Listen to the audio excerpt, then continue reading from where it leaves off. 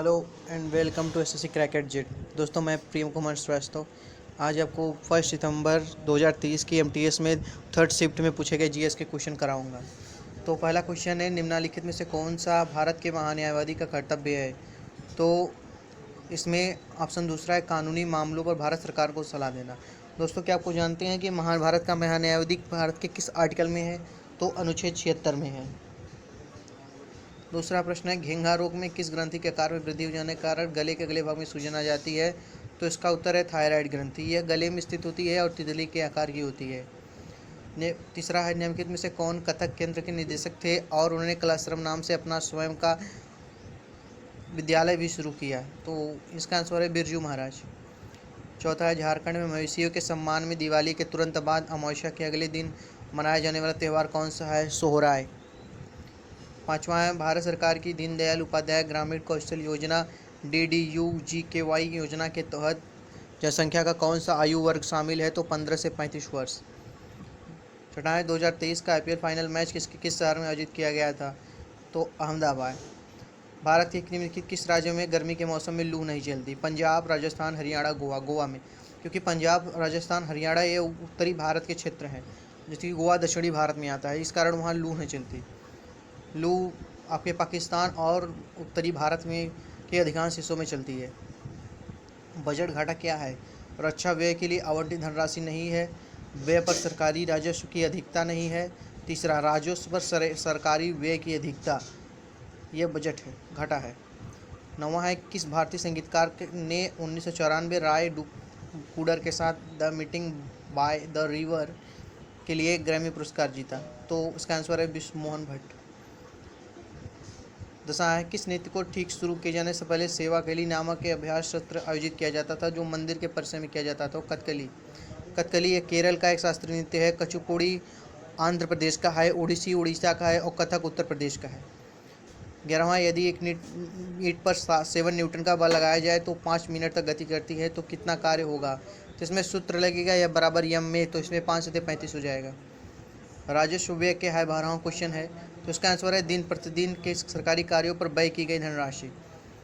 13वां है, पवित्र पर्वत कैलाश भारत के किस पड़ोसी देश में स्थित है? तो आंसर इसका चीन है।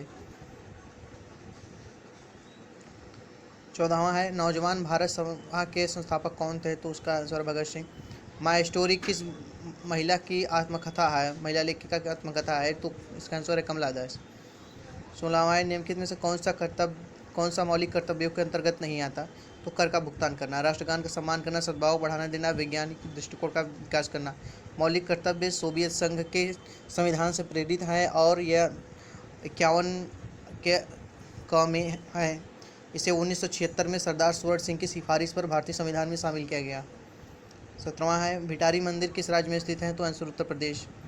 18वां है, किस राज्य की सिद्धियों की सांस्कृतिक विरासत लगभग 300 वर्ष पुरानी है और उनका सिद्धि धमाल नृत्य एक उत्कृष्ट कला शैली है? इसमें पूछा है धमाल नृत्य किस राज्य संबंधित है? तो उसका आंसर है गुजरात।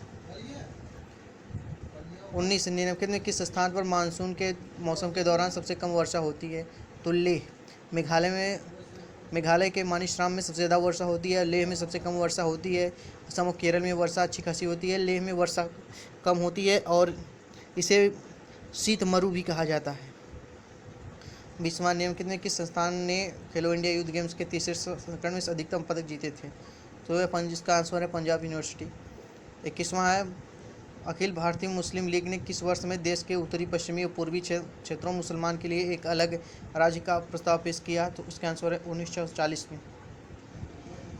22वां, निम्नलिखित में से कौन सा उपन्यास मुल्कराज आनंद द्वारा नहीं लिखा गया है?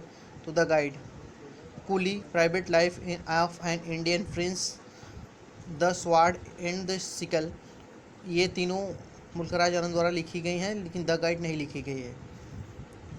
दोस्तों, क्या आप जानते हैं द गाइड किसके द्वारा लिखी गई? कमेंट में लिखें। 23वां, शुभमन गिल अपने खेल में रिकॉर्ड बनाने की वजह से चर्चा में थे, वह कौन सा खेल खेलते हैं? तो उसका आंसर है क्रिकेट। 24वां, निम्नलिखित में से कौन एक विश्व प्रसिद्ध सितार वादक हैं? तो पंडित रविशंकर।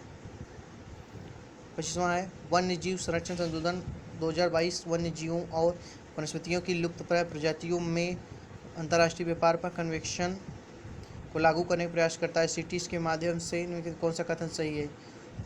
पहला है सिटी सरकारों के बीच समझौता है जो सुनिश्चित करता है कि जंगली जानवर और पौधों के